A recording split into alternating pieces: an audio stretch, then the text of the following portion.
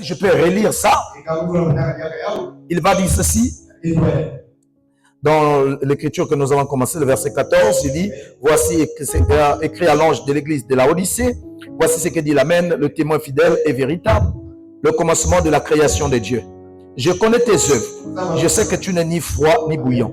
Puisses-tu être froid ou bouillant, ainsi parce que tu es tiède et que tu n'es ni froid ni bouillant, je te vomirai de ma bouche.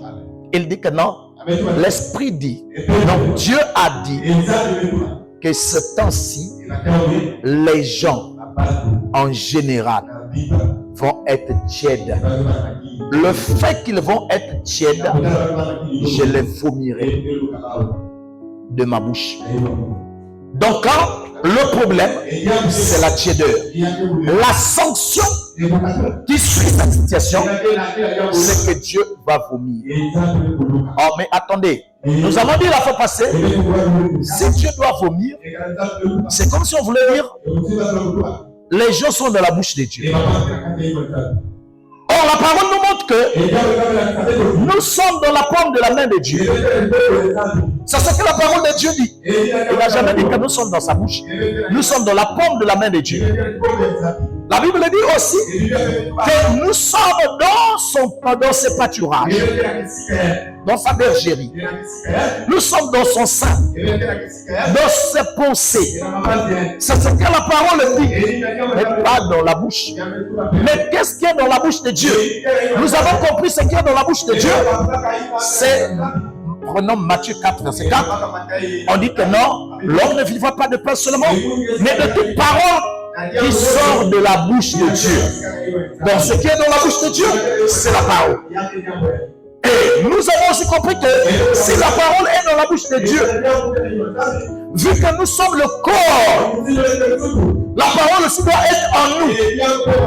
On prend dans le livre de 2 Pierre, chapitre 4, le verset 2 Pierre, chapitre 1er, le verset 21. La Bible dit, ce n'est pas par une volonté d'homme qu'une prophétie a jamais été apportée, mais c'est poussé par l'Esprit, poussé par le Saint-Esprit, que les hommes ont parlé de la part de Dieu. Si la parole est dans la bouche de Dieu, si vous êtes le corps de Christ, la parole doit être aussi dans l'église. Maintenant, qu'est-ce qui rend les gens tièdes? Parce que ce qui sort de l'homme, ce n'est pas la parole, mais la parole des hommes. Amen. C'est la parole des hommes. La Bible dit que toute parole d'homme soit considérée comme mensonge. Seule la parole de Dieu est la vérité. Frère, l'homme restera l'homme. De l'homme ne peut pas sortir quelque chose de bien. L'homme né dans le péché, conçu dans l'iniquité.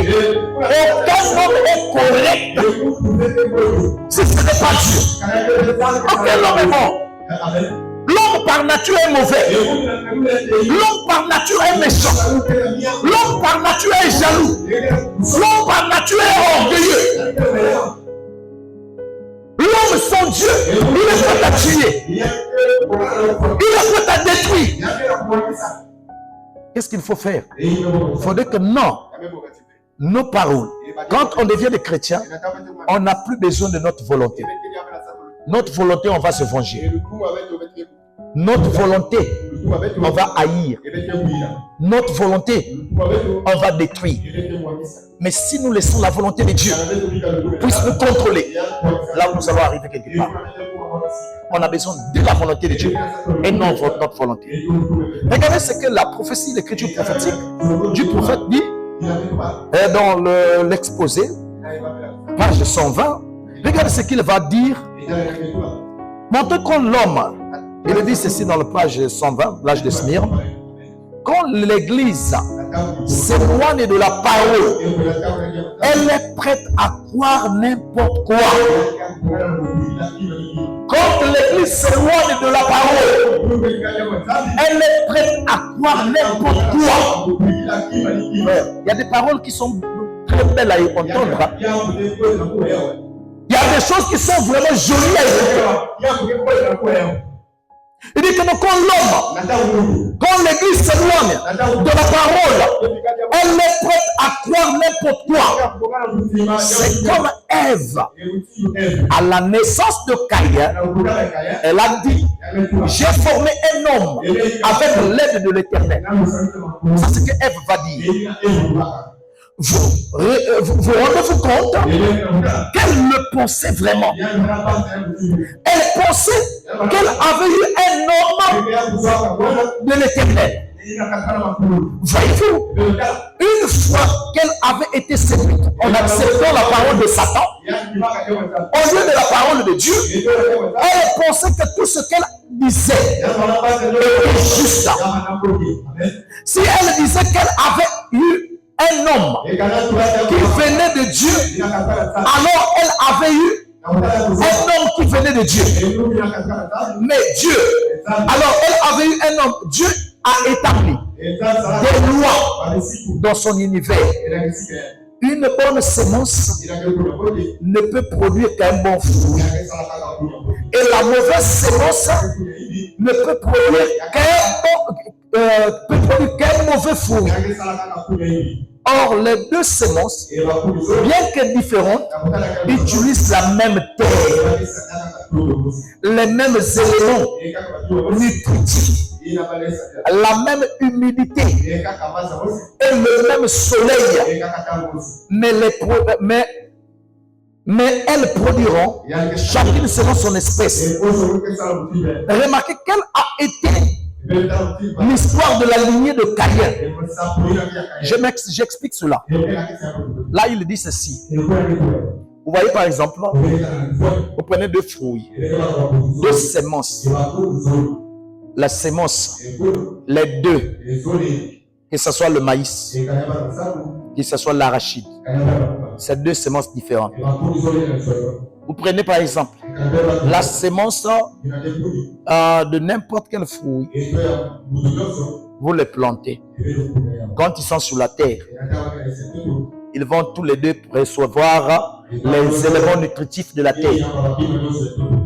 Les deux vont recevoir le même soleil. Les deux vont recevoir les mêmes pluies. Mais la différence, c'est que ça va pousser.